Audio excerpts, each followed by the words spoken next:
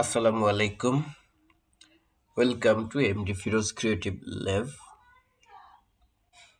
আজকে আমরা আজকে আমরা শিখব এমএস ওয়ার্ড কি, এর ইন্টারফেসের বিভিন্ন অংশ এবং কিভাবে আপনি নিজে এমএস ওয়ার্ডে লেখা শুরু করবেন।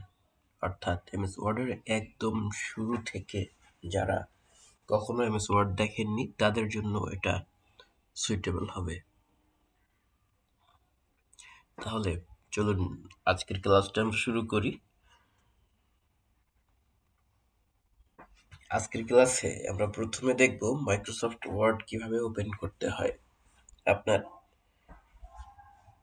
মনিটরে আপনি যখন ওপেন করবেন তখন স্টার্ট বাটন থেকে, দেখুন আমি এখানে স্ক্রিনে দেখিয়ে দিচ্ছি স্টার্ট বাটন কোনটা। স্টার্ট বাটনে ক্লিক করার পরে আপনি ওয়ার্ড লিখবেন।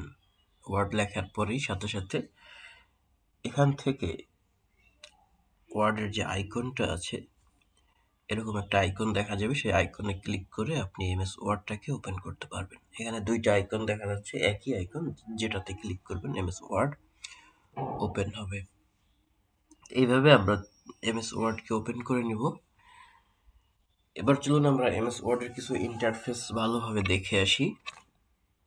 প্রথমে একদম উপরে যেখানে ডকুমেন্ট ওয়ার্ড লেখা আছে, এটাকে বলা হয় টাইটেল বার, যেখানে ডকুমেন্টের নাম লেখা থাকে। এরপরে একদম উপরে আছে কুইক অ্যাক্সেস টুলবার, যেখানে এরকম তিনটা অপশন থাকে, রিডু, আনডু এবং সেভ। এখানে প্রথম যেটা দেখাচ্ছে, একদম প্রথমটা বাম পাশ থেকে প্রথম যেটা দেখাচ্ছে এটা হচ্ছে সেভ আইকন, তারপরটা হচ্ছে আনডু এবং তারপরটাকে বলা হয় রিডু বাটন। এরপরে আমরা দেখি এখানে যেটা আছে সিলেক্ট করা আছে, এইটাকে বলা হয় রিবন বার। অর্থাৎ এই ট্যাবে এখানে থাকে হোম, ইনসার্ট, ডিজাইন, লেআউট। এই যে বড় যে অপশনটা, এটাকে বলা হয় মূলত রিবন বার।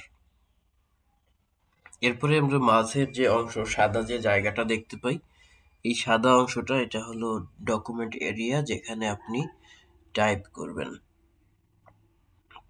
তারপর দেখেন এরপরে আছে একদম নিচের অংশটাতে আমরা যদি যাই, নিচে দেখেন এরকম একটা লেখা পাচ্ছেন যে স্ট্যাটাস বার বলা হয় এটাকে। অর্থাৎ যেখানে আপনি কয়টা শব্দ লিখেছেন, কয়টা পেজ আছে, সেগুলো কাউন্ট করা হবে। এই জায়গাটাকে বলা হয় স্ট্যাটাস বার। স্ট্যাটাস বার হচ্ছে, তাহলে কি লিখবো আমরা যদি লেখার জন্য কখনো পরীক্ষা আসে, লিখবো যেখানে আমরা দেখতে পাই যে কতগুলো শব্দ লেখা হয়েছে, কোন পেজে আমি আছি, এইগুলো দেখা যায়। এটা হচ্ছে স্ট্যাটাস বার। আর ডান পাশে স্ক্রল বার আছে এবং একদম নিচের দিকে আছে জুম স্লাইডার। অর্থাৎ এই যে দেখা যাচ্ছে নিচের যেটা আমি দাগ দিয়ে রেখেছি, এটা হচ্ছে জুম স্লাইডার।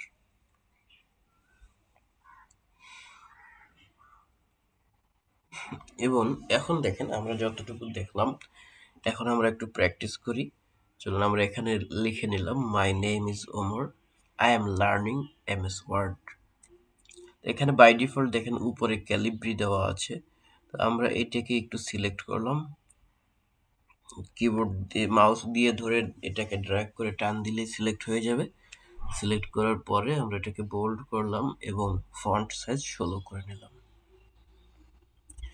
বোল্ড করলাম এবং ফন্ট সাইজ 16 করে নেওয়ার পরে আমরা যেটা করব সেটা হচ্ছে এখন এটাকে সেভ করব। সেভ করার জন্য কি করব, প্রথমে ফাইল অপশনে যাব, ফাইল মেনুতে গিয়ে তারপর সেভে ক্লিক করে ফাইলটার নাম দেব my first document. My first document লিখে এটাকে সেভ করব।